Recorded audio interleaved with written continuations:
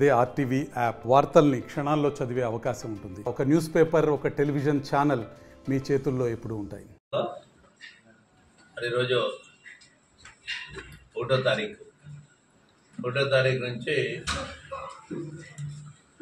పెన్షన్లు అనేటువంటి ప్రతి అర్హుడు అనుకున్నటువంటి అవ్వాతాతలకి, అదేవిధంగా వికలాంగులు, వితంతువులు, మరి ఒంటరి మహిళలు, ఇటువంటి అర్హత ఉన్నటువంటి ప్రతి వాళ్ళకి పెన్షన్ అనేటువంటిది జగన్మోహన్ రెడ్డి గారు ముఖ్యమంత్రి అయిన తర్వాత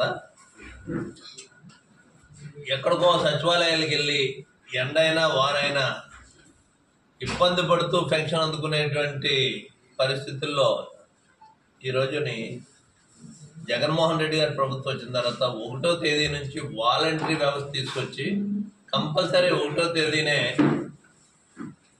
అర్హులు అనుకున్నటువంటి వాళ్ళందరికీ పెన్షన్లు ఇచ్చేటువంటి గొప్ప విధానం ఈ దేశంలో ఎక్కడ ఏ రాష్ట్రంలో లేనటువంటి విధానాన్ని తీసుకొచ్చారు. అప్పటి నుంచి ఇప్పటి వరకు గడిచినటువంటి 5 సంవత్సరాలుగా పెన్షన్దారుల్లో ఉన్నటువంటి లబ్ధిదారులందరూ కూడా జగన్మోహన్ రెడ్డిని అతని వల్లే మేము బతుకుతున్నాం అనేటువంటి విధంగా 3,000 రూపాయలు పెన్షన్ ఇస్తున్నాడంటే రోజుకి 100 రూపాయలు అయింది. 3,000 అంటే నెలకి 30 రోజులకి 100 రూపాయలు అయితే ఎంత ఖర్చు పెట్టుకున్నా 20-25 రూపాయల కంటే రోజుకి మాకు ఖర్చు అయ్యే పరిస్థితి లేదు. ఇంకా 75 రూపాయలు మాకు మిగులుతుంది అనేటువంటి విధంగా అందరూ సంతోషిస్తున్నటువంటి పరిస్థితి.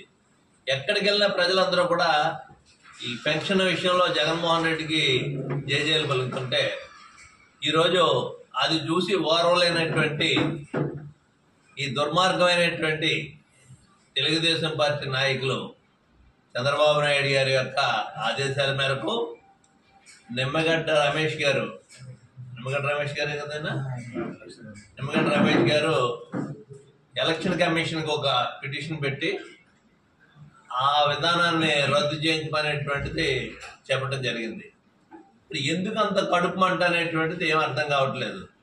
అటువంటి వ్యవస్థ ఉంది కాబట్టే పార్టీలకు అతీతంగా, కులాలకు అతీతంగా అర్హులు అనుకున్నటువంటి వాళ్ళకి మరి లబ్ధి చేకూర్చేటువంటి ఒక గొప్ప కార్యక్రమాన్ని పెన్షనర్స్ ఇవ్వడం, ఈ వాలంటీర్లు ఎందుకు అంత కడుపు మంట అనేటువంటిది మరి అర్థం కావట్లేదు.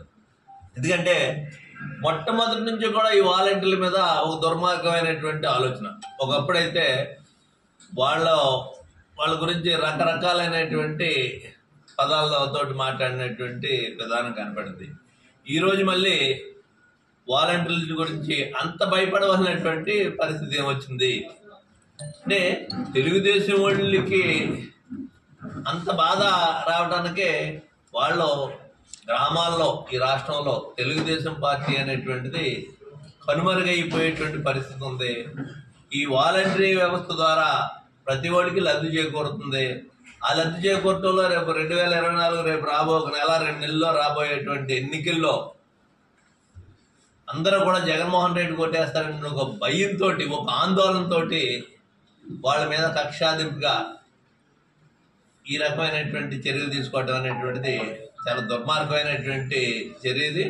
దీన్ని తీవ్రంగా వైఎస్ఆర్ పార్టీ తరఫుని మా మండపేట నియోజకవర్గం అంతా కూడా మేమందరం కూడా తీవ్రంగా దీన్ని ఖండిస్తున్నాం. ఏది ఏమైనప్పటికీ మాకు ప్రజల శ్రేయస్సు ముఖ్యం.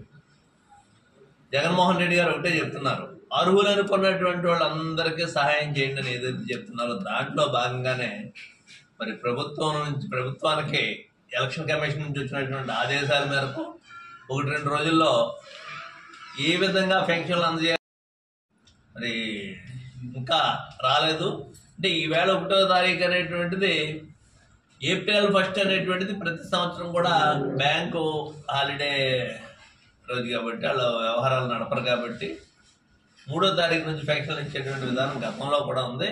ఈ సంవత్సరం మరి రేపు వచ్చినటువంటి తర్వాత ఏది ఏమైనా ప్రజలకే ఇబ్బంది లేనటువంటి విధంగా ఎవరైతే ఈ పెన్షన్ మీద ఆధారపడి బతుకుతున్నారటువంటి వాళ్ళు ఉన్నారో వాళ్ళందరికీ న్యాయం చేసేటువంటి విధంగా ముఖ్యమంత్రి గారు నిర్ణయం తీసుకుంటాడు. మీరు ఎంత ఏడ్చినా, ఎంత మరి కుట్రలో కుతంత్రాలు చేసినప్పటికీ పేదవాడి పక్షాన్నే జగన్మోహన్ రెడ్డి నిలబడతాడు అనేటువంటిది ఖచ్చితంగా చెప్పగలుగుతున్నాం. ఈ రెండు దుర్మార్గాలు చేసిన రేపు రాబోయేటువంటి ఎన్నికల్లో మాత్రం వైఎస్ఆర్ పార్టీ విజయం సాధిస్తుంది. మరిన్ని వీడియోస్ కోసం ఛానల్ ని సబ్స్క్రైబ్ చేయండి. లేటెస్ట్ అప్డేట్స్ కోసం వాట్సాప్ ఛానల్ ని ఫాలో చేయండి. అండ్ లింక్ డిస్క్రిప్షన్ లో ఉంది.